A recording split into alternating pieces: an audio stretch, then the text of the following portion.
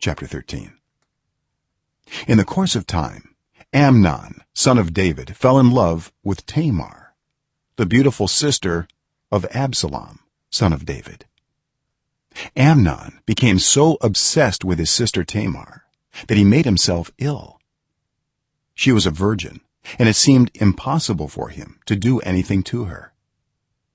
Now Amnon had an advisor named Jonadab, son of Shimeah, David's brother. Jonadab was a very shrewd man. He asked Amnon, "Why do you, the king's son, look so haggard morning after morning? Won't you tell me?" Amnon said to him, "I'm in love with Tamar, my brother Absalom's sister." "Go to bed and pretend to be ill," Jonadab said. "When your father comes to see you, say to him, 'I would like my sister Tamar to come and give me something to eat. Let her prepare the food in my sight, so I may watch her and then eat it from her hand.'" So Amnon lay down and pretended to be ill. When the king came to see him, Amnon said to him, "I would like my sister Tamar to come and make some special bread in my sight, so I may eat from her hand." David sent word to Tamar at the palace, "Go to the house of your brother Amnon and prepare some food for him." So Tamar went to the house of her brother Amnon, who was lying down. She took some dough, kneaded it, made the bread in his sight, and baked it. Then she took the pan and served him the bread, but he refused to eat. "Send everyone out of here," Amnon said. So everyone left him. Then Amnon said to Tamar, "Bring the food here into my bedroom, so I may eat from your hand." And Tamar took the bread she had prepared and brought it to her brother Amnon in his bedroom. But when she took it to him to eat, he grabbed her and said, "Come to bed with me, my sister." "No, my brother," she said to him, "don't force me. Such a thing should not be done in Israel. Don't do this wicked thing. What about me? Where could I get rid of my disgrace? And what about you? You would be like one of the wicked fools in Israel. Please speak to the king. He will not keep me from being married to you." But he refused to listen to her, and since he was stronger than she, he raped her. Then Amnon hated her with intense hatred. In fact, he hated her more than he had loved her. Amnon said to her, "Get up and get out." "No," she said to him, "sending me away would be a greater wrong than what you have already done to me." But he refused to listen to her. He called his personal servant and said, "Get this woman out of my sight and bolt the door after her."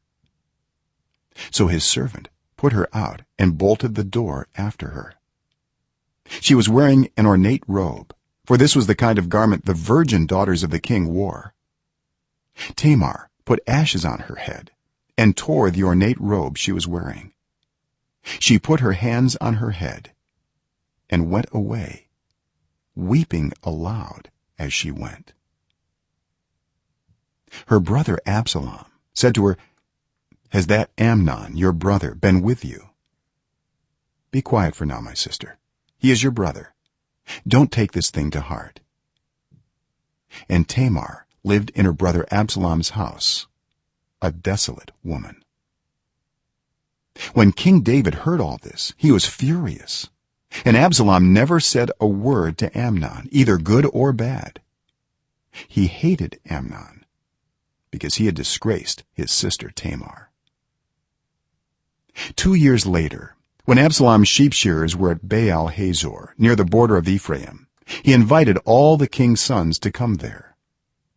Absalom went to the king and said, "Your servant has had shearers come. Will the king and his attendants please join me?" "No, my son," the king replied. "All of us should not go. We would only be a burden to you." Although Absalom urged him, he still refused to go, but gave him his blessing. Then Absalom said, "If not, please let my brother Amnon come with us." The king asked him, "Why should he go with you?" But Absalom urged him, so he sent with him Amnon and the rest of the king's sons. Absalom ordered his men, "Listen, when Amnon is in high spirits from drinking wine and I say to you, strike Amnon down, then kill him. Don't be afraid. Haven't I given you this order?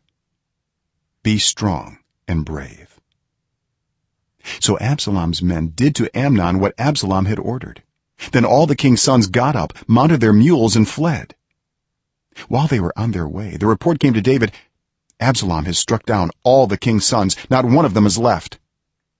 The king stood up, tore his clothes, and lay down on the ground, and all his attendants stood by with their clothes torn.